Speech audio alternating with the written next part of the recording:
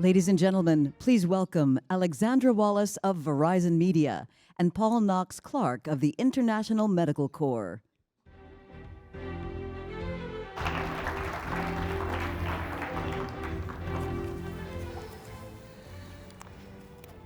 Hello, everyone. I am Alex Wallace. I'm a journalist who has covered both the climate change crisis and health for many years, and I was most recently the head of media and content at Yahoo, which was previously owned by Verizon. And I am very honored to be sitting here with Paul Knox Clarke, who is the principal of the ADAPT Initiative, an organization that works with humanitarian and emergency response organizations to prepare them for the crises of climate change. He also serves as senior advisor, International Medical Corps. Over the course of his career, Paul has worked on the ground in humanitarian programs in Afghanistan, Iraq, Kenya, Mali, and Sri Lanka, as well as in headquarter positions in the World Food Program and Save the Children. Thank you, Paul. Thank you. So let's start with the impact of climate change on health, which is a massive subject. It's kind of like boiling the ocean. Yeah. Where are we as a world seeing the most impact of climate change on health? Well, I think on the front pages a lot at the moment. You know, one of the most visible sort of climate change effects on health comes from disasters, so-called natural disasters, but there's very little natural about them these days. So, you know, if you look to last year, you had a heat wave in Europe which killed or led to the deaths of an estimated 60,000 people. You know, you have cyclones.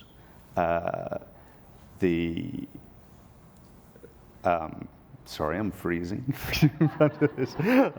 So, yeah, heat waves, cyclones, a drought in the Horn of Africa, in East Africa, which is unprecedented, and I think the use of unprecedented is going to become unprecedented, but in 70 years there's not been a drought like that. And of course, a lot of rainfall getting dumped that leads to flooding.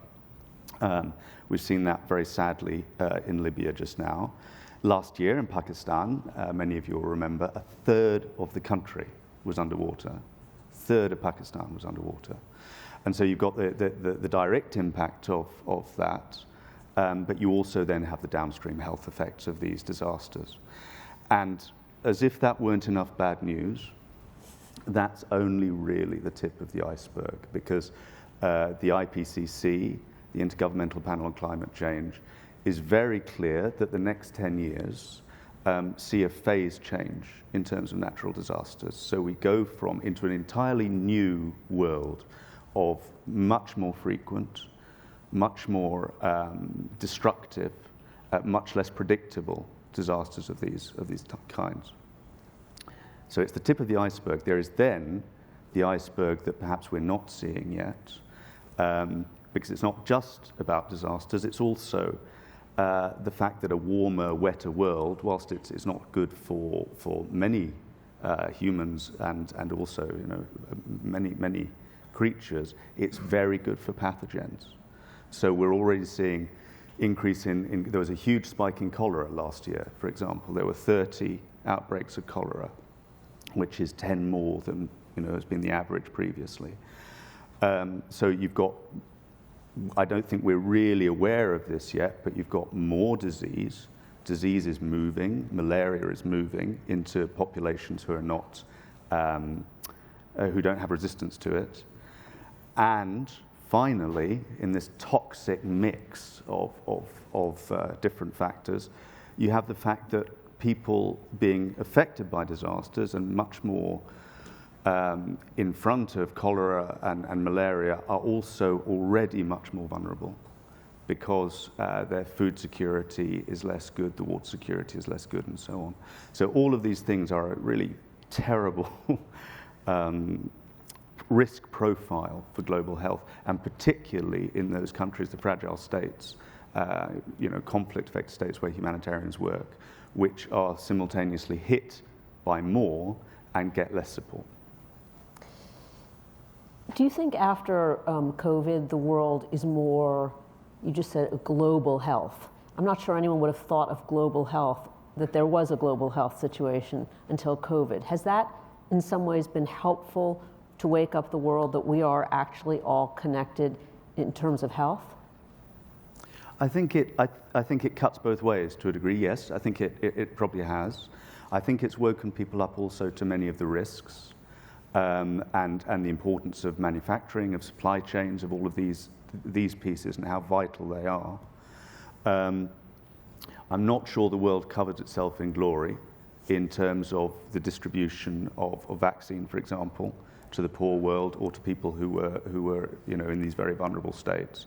So maybe we can learn from what did, but also from what didn't work. So you think a new approach is needed, that we really need to try and get ahead of these crises. Could you give us examples of what that looks like? Yeah, so I'm thinking about here particularly about these fragile and conflict-affected states, so places like Afghanistan, Yemen, DRC, the sort of places where International Medical Corps and many others are working.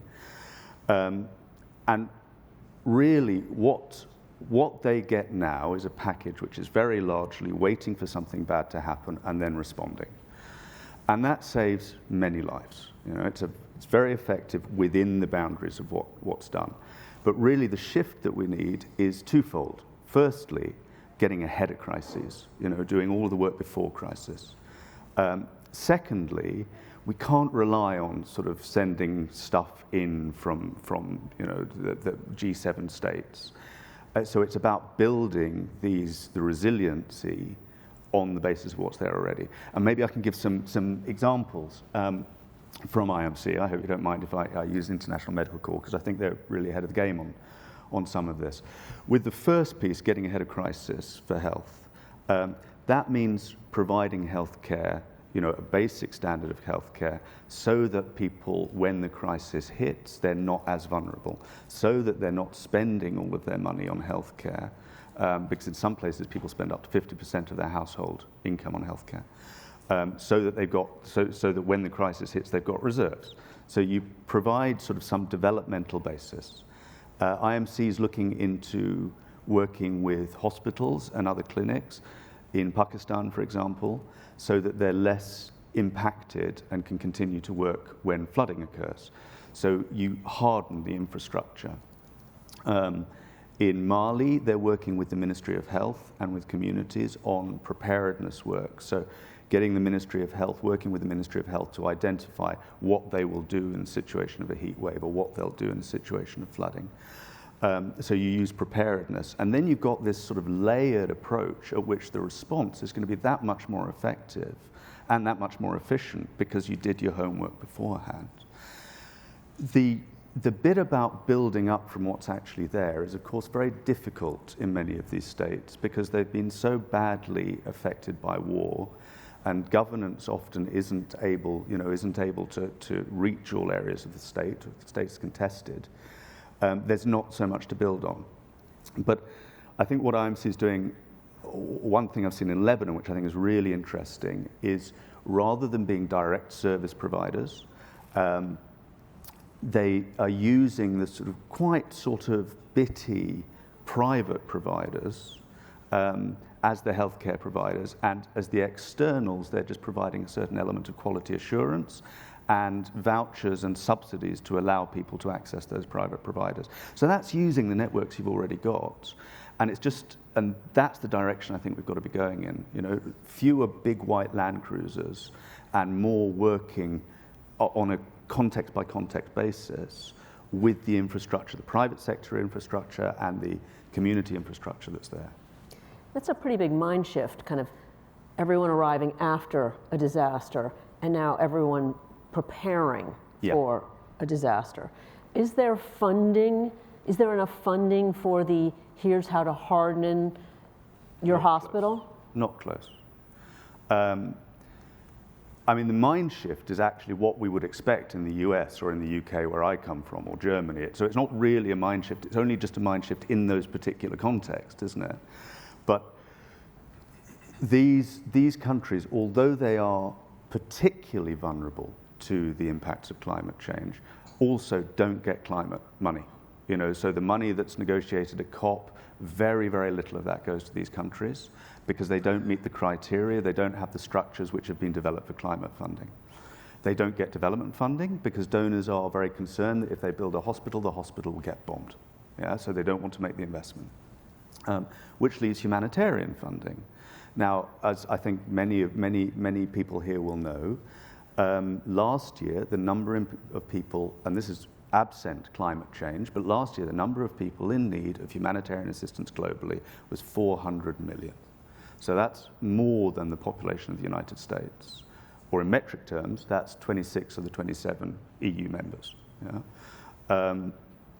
And the money that was available was only adequate to cover around 60% of those needs. And that's normally the case. Humanitarian needs are normally about 60% met. So if we rely on that funding, on that humanitarian funding, it's never going to be enough.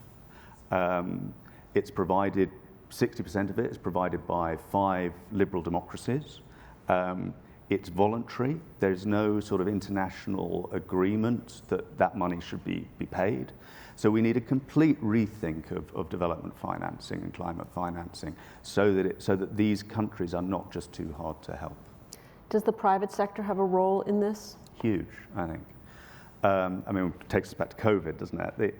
The humanitarian action is only possible on the bedrock of the logistics and the production and the communications which the private sector is providing. So I think COVID was a wake-up call. And so the first private sector element is the business continuity part. It's making sure actually that the flex exists to respond to some of these things that we're talking about. The resilience and the flex is there. So I think that's the first layer. The second layer is that there are all sorts of technical problems. We talked about fecal desludging, for example, which may not be the sexiest topic for many of you, but is a huge challenge where you have tens of thousands of people moving into IDP camps. What do you do there? Another example, I don't know if there's anyone, a material scientist or anyone in the audience who works in materials, but people are being put in tents when they're displaced by these disasters, and those tents can become ovens in a heat wave. We're in danger of increasing the mortality in some of these disasters. So if there are anyone who's got a fix in terms of the materials that you can use for tents to thermally regulate a little bit, I would be very keen to hear. So I think, resilience, and I think the second layer is technological innovation. And where it gets really interesting is how that technological innovation can actually drive some of the process changes that we were just talking about. So how can that innovation, how can private sector innovation, for example, be used better in early warning? Or to get those early warnings the last mile to these very isolated communities? Or how can we were hearing yesterday about sort of embryonic use of drones. How can drones be used? I mean, there are problems here, huge problems, that the mindset and innovation of the private sector could really be putting its mind to and coming up with some very exciting solutions that go beyond just the technical to actually making the change. If you think about the way that mobile telephony, the changes that made in the Horn of Africa, the fact that all of a sudden people could get information about livestock markets on the other side of the world or could get money transferred to their phone, that's huge, and we need more of that. One very last quick question. The climate crisis is going to cause mass migration, has caused a lot already, is going to cause more. What are your just kind of, if you could tick off the top health concerns that raises migration? I think people think sometimes about Ellis Island, they kind of see it as a concern of people moving and bringing disease. I'm not an epidemiologist, but I think that's probably more a sociological than an epidemiological thing. It's more about worry about sort of the outsider and so on. What is worrying is that displaced people are disproportionately vulnerable to health crises, and partly that's because there is not a legal framework an international legal framework to protect them in the same way that there is an international legal framework to protect refugees coming from conflict.